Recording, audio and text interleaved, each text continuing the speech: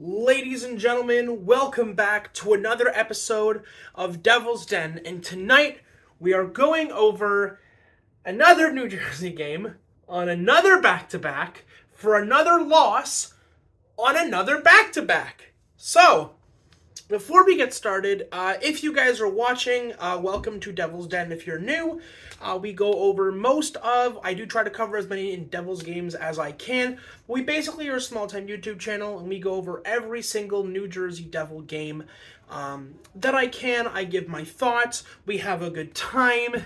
Not on games like this, but I digress. So, if you're interested in joining, please feel free to hit the subscribe button. It is completely free to, I can't speak. That's just how mad I am about tonight's game. If you'd like, subscribe for free. We are trying to get to 60 subs by the end of December. I believe we are 7 or 8 subs away from hitting 60. So please, hit the sub button if you're new. Hit the sub if you enjoy.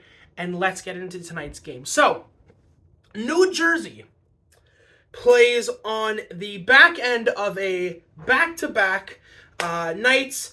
Last night they played, and now they play tonight against the Anaheim Ducks, and they lose another back-to-back. There's a theme building here. To the Anaheim Ducks, 5-1. And I don't know what I'm supposed to say. Devils officially fall to 1-5-1 in the back end of a back-to-back games. So they clearly are terrible at back-to-back games. You know what else they're terrible at? Playing teams that there is absolutely no excuse for them losing to. And I understand that at any point, at any time, any team can beat any team in whatever sport it is. However, I was tweeting this out earlier during the game. The Devils, if they had beaten the Columbus Blue Jackets, which is a loss they absolutely should not be losing, a team they should not be losing to, the San Jose Sharks, a team they absolutely should not be losing to, and now the Anaheim Ducks, who they absolutely should not be losing to right now, that would give them an extra 6 points, which would put them in second place in the Metropolitan. It behooves me that a team as good as the Devils are can beat teams like Boston, who is like second or third in the league, but can't beat teams like Columbus, like San Jose, like Anaheim. Again, there's a theme forming here through the whole thing. So, Devils lose 5-1 to Anaheim in what is such a weird game because the first period, we played so freaking well. We were all over them. I think the period finished 15-5 in shots in favor of the Devils. It was such a weird first period because we were so good. So good in the first. Arguably, I would say third or fourth best first period that we've played all year. They were exceptional in the first period. Schmidt played well. Defense played well. Forward, Brad had I don't know how many chances to score.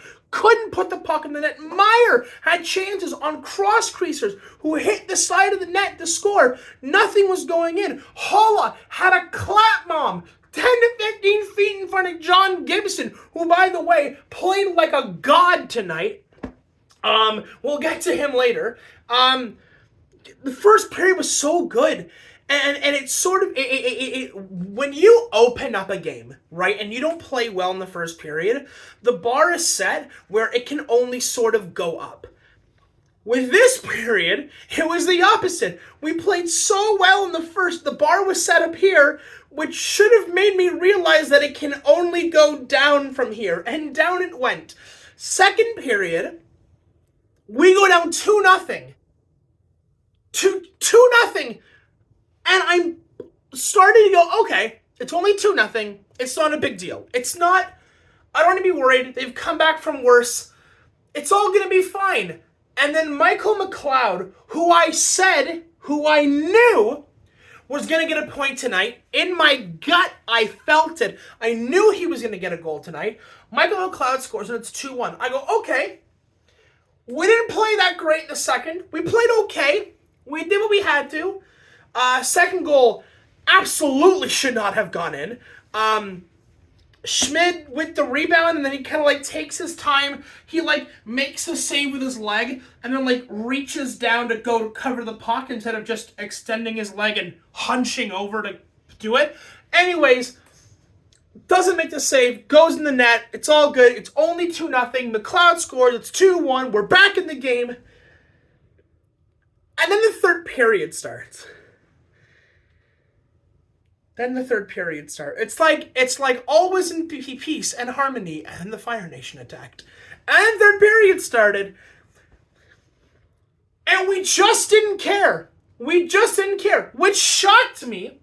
Because John Gibson, who had been playing so well for the Ducks, I guess it was his audition to join the Devils, Gibson, who played so well, I guess tweaked his body on one of the last saves in the second period, did not come out for the third. They put in their backup goaltender for Anaheim, and I go, okay, 20 minutes to play. We've outplayed them so far in the game. We're playing so much better than they are. 2-1, backup goes in. Let's see what we can do here.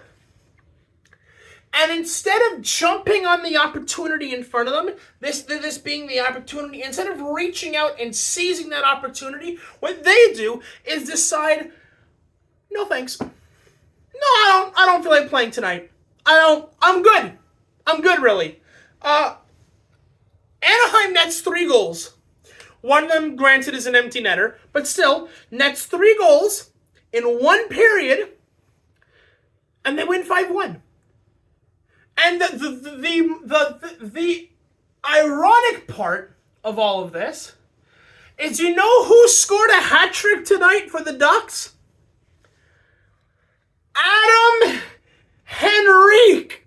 What is it about ex-Devils players when they play the Devils being like, no, I'm going to show you what you're missing. Like a vengeful ex-partner.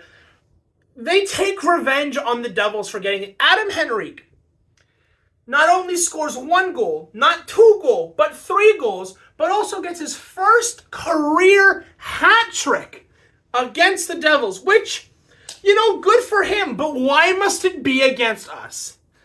Adam, buddy, why? Where was this when you played for us? Yeah. Henrique played great. It just had to be on the backs of us, but okay. Adam Henrique gets a hat trick, and I'll repeat what I said in yesterday's video. It's like poetry. It rhymes. Defense just decided not to play. I think that was the third period specifically was probably how do I pronounce his name? I'm just gonna say it. Nemets, new guy, defense, AHL guy, that we brought up. First overall pick.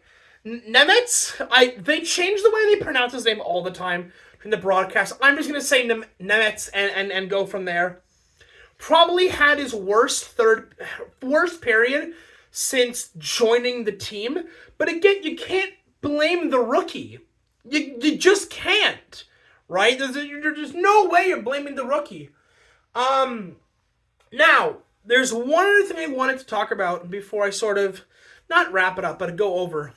Tonight, we saw what it looks like when Jack Hughes decides he's done playing hockey and basically just wants to thug it up the entire game. From first period to third period, this guy was taking penalties left, right, and center. I've never seen Jack, outside of the Carolina series last year, where he like judo flipped a guy to the side of the net. I've never seen Jack lose his cool. He literally, and this is, by the way, whether you agree or disagree with whether Jack had the right to go after the guy, the Ducks, and I'll say this, the Western Conference, has a very particular style of play. It is far more physical, it is far more aggressive, and it's a lot more, you take the body, you lay the body, a lot more than the Eastern Conference. The Eastern Conference is basically where all the speed and the skill is. Not saying the West doesn't have skill, but the Western Conference definitely seems more like a bruiserweight class, where there's a lot more physicality in the West than it seems to be in the East.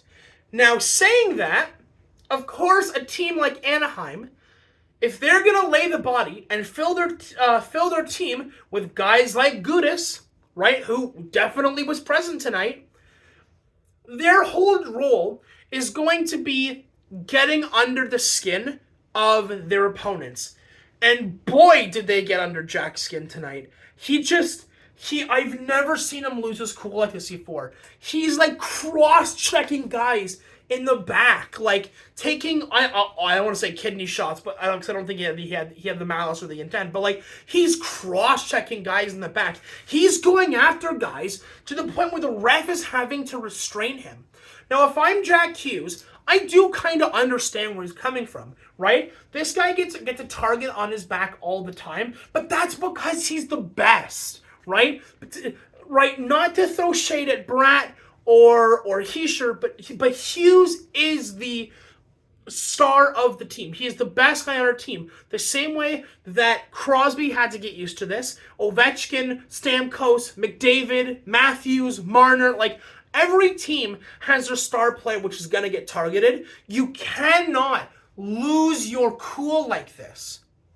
Because he's taking penalties, and while, to be fair, most of them didn't end up being power plays for Anaheim, because Anaheim ended up getting called for stuff as well, we can't have Jack Hughes sitting in a box instead of skating on the ice. Like, you need him actually playing, not sitting in a penalty box. So, that's my whole shtick on this. So, we play Philadelphia on Tuesday, I believe. So not tomorrow, but Tuesday night we play Philly. And I believe we play every other night this week. We play Tuesday, we play Thursday, we play Saturday. I want to say it's Philly, then Red Wings, and Columbus. We need to beat, first and foremost, Philly needs to be beat on Tuesday, okay? It's a Metro Division rival. It's a team that we've constantly been rubbing up against when we're moving into like fourth place, almost third place in the Metro. They've sort of been that sort of bubble breaker between not making the playoffs and making the playoffs. So Philly on Tuesday absolutely has to get beat on Tuesday night. I don't care if it's a 2-1 win. I don't care if it's a 5-0 blowout. But Philly cannot get a point. Because you know who else got points tonight? Carolina and Washington played tonight. Washington won. I think it was 2-1, but it went to overtime. So Washington, who we're competing for in the standings right now, got 2 points. Carolina, who we're fighting with in the standings right now, got a point. You know who didn't get a point tonight? The Devils. And that's going to hurt them down the road when we're trying to make the playoffs. I have a weird feeling. Now, I'm not going to be the guy that says we're not making the playoffs, but I have a weird feeling that the Devils are going to be on the bubble for just out of a wild card spot the entire season.